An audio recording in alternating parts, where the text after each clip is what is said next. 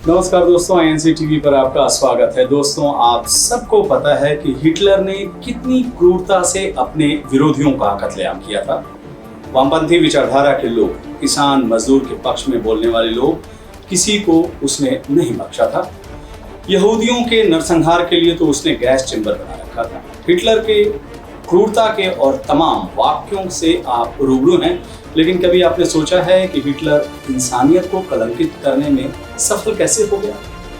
कोई उसकी क्रूरता पर रोक क्यों नहीं लगा सका? इस सवाल का जवाब हिटलर के ही देश जर्मनी के कवि फ्रेडरिक गुस्ताव एमिल मार्टिन निमोलर ने दिया है।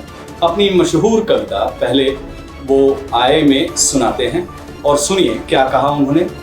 पहले वो आए कम्युनिस्ट के लिए, मैं खामोश रहा क्योंकि मैं कम्युनिस्ट नहीं था। फिर वो ट्रेड यूनियन वालों के लिए आए, मैं खामोश रहा क्योंकि मैं ट्रेड यूनियन में नहीं था।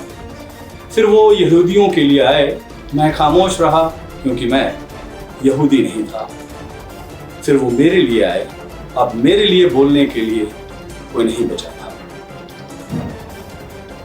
मतलब समझ गया। हिटलर की क्रूरता के उस दौर में ज्यादातर लोग ये सोचकर खामोश बैठे थे कि मुसीबत पड़ोसी के घर आई है, दूसरी जाति और संप्रदाय के लोगों पर आई है, उन लोगों पर आई है जो उनकी विचारधारा के नहीं है। हिटलर के यमदूत उन्हें नहीं बल्कि दूसरे लोगों को मार काट रहे हैं। उनका घर परिवार सुरक्षित है, उनके आशियाने पर कोई आंच नहीं। लेकिन वो क्या कहते हैं? लगेगी आग तो आएंगे घर कई जद में, यहाँ कोई केवल मेरा मकान थोड़ी ही है। यही हुआ था हिटलर के उस दौर में।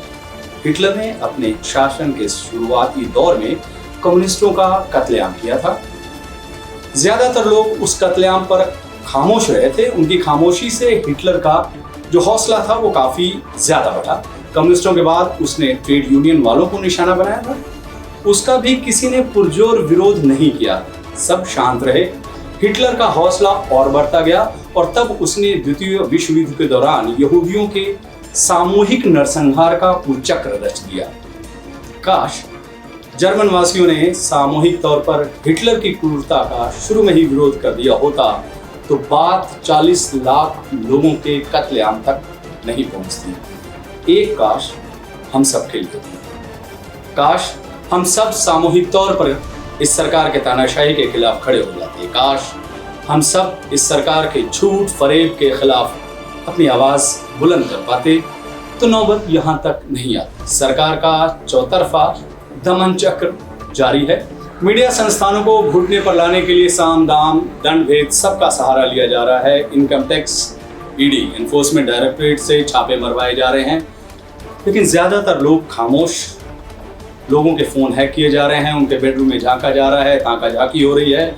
विरोधियों के लैपटॉप और मोबाइल में आपत्तिजनक दस्तावेज अपलोड भी किए जा रहे हैं ताकि उन्हें जेल भेजा जा सके, लेकिन हम सब खामोश हैं। संसद में सफेद झूठ बोला जा रहा है कि ऑक्सीजन की कमी से एक भी आदमी की मौत नहीं हुई, लेकिन फिर भी हम सब खामोश हैं। राफेल की दलाली में किसने कितनी दलाली खाई, इसकी जांच फ्रांस में हो रही है, लेकिन हम अपने देश में खामोश हैं, चुपचाप हैं। अन्नदाताओं को आतंकवादी, गुंडा, मवाली बताया जा रहा है, लेकिन हम खामोश हैं। विरोधी दलों और विपरीत विचारधारा के लोगों को सरकारी उनका दमन हो रहा है, निर्दोष लोगों को जेल में सड़ाया जा रहा है, लेकिन हम सब खामोश हैं।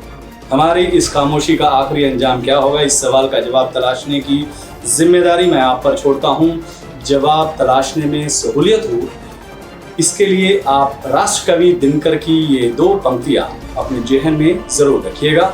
समर शेष है नहीं पाप का, भागी केवल व्याप, जो तटस्थ है समय दिखेगा, उनका भी अपराध। नमस्कार, आप देखते रहिए आईएनसी टीवी।